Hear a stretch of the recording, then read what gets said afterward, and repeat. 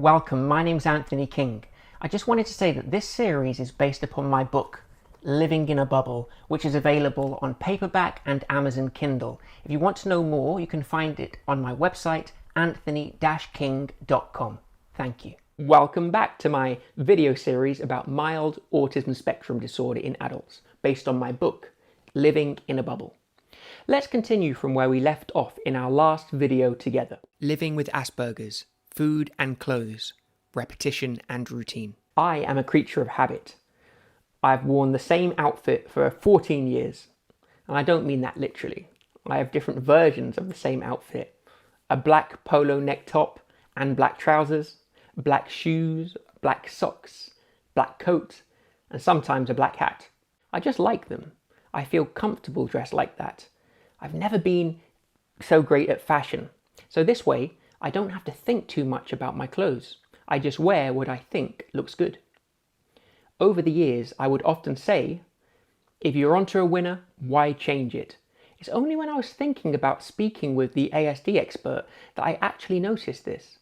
I looked at a photo of myself from years ago, and I was wearing exactly the same outfit that I was wearing at that moment. Ripping tags. Another thing which I've often done over the years, which I didn't think was significant at the time, was to rip out the tags of clothes. They would often irritate me and would make me itch. Often, I'd rip out the tag with such force that it would leave a hole behind. I never cared about that though. As long as the tag was gone, I was happy. I didn't realize that this was also sometimes a symptom of ASD. Food and the same meals. Similar to clothes, I also have the same pattern when it comes to food. I've never had an issue with eating the same meal every day. In fact, if I liked the meal, I'd often enjoyed having the same meal every day. I never really thought about it. However, many people around me would point it out and encourage me to eat something else, even though I actually just wanted to eat what I wanted to eat. Routines. We all have patterns of behavior. I notice that I alter mine according to the stresses and experiences of the day.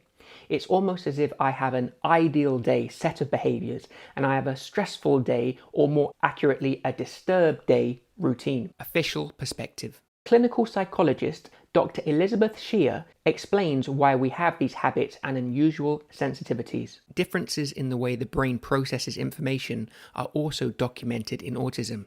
For example, cognitive rigidity and the desire for sameness may result in an adherence to particular routines or rituals around food, such as having to have the same utensils, with the context being often the first predictor of whether a food is safe. May explain why these children notice the local details of a food, such as a black mark on a crisp, at the expense of the global or overall appearance of the food. This can also explain why foods are rejected if the packaging changes. Clothes can often be just as important as food for people on the spectrum.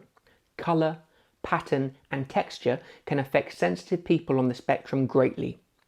Many people on the spectrum don't follow fashion and will wear the same style clothes for years, or what might appear to others as all the time. Advice and tips. Food. 1. Eat what you want within reason. Eat what your body needs. Don't stress too much about food or what other people say.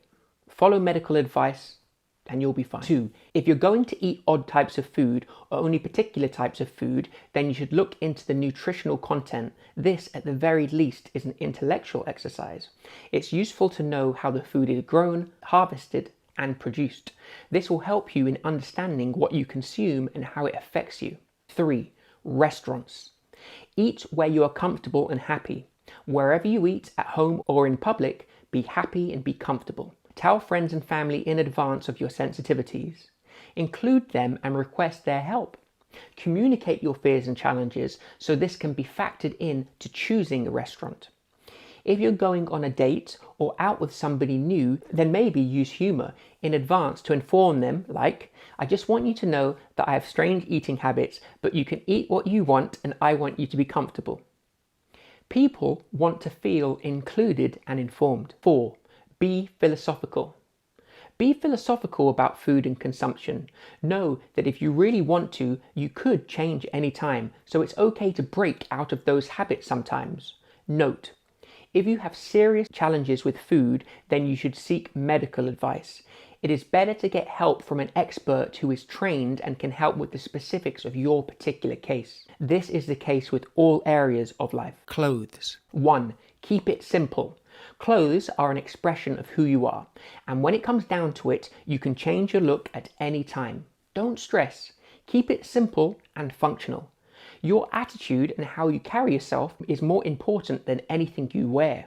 It doesn't ultimately matter, but what you wear can make you feel good. 2. Vary the theme. As you can see, I like to wear black and I love to wear black turtleneck sweaters, but what also can work is varying the colour, so it's the same clothes but a little different. 3. Shopping. I do not like shopping and I don't really like busy shops. When I shop, I know what I want and walk in and walk out, rarely trying it on, and this is totally fine. If you need to, shop online or ask a friend to shop for you. Do whatever works for you. Thank you for joining me today. We'll continue with more in our next video. See you then.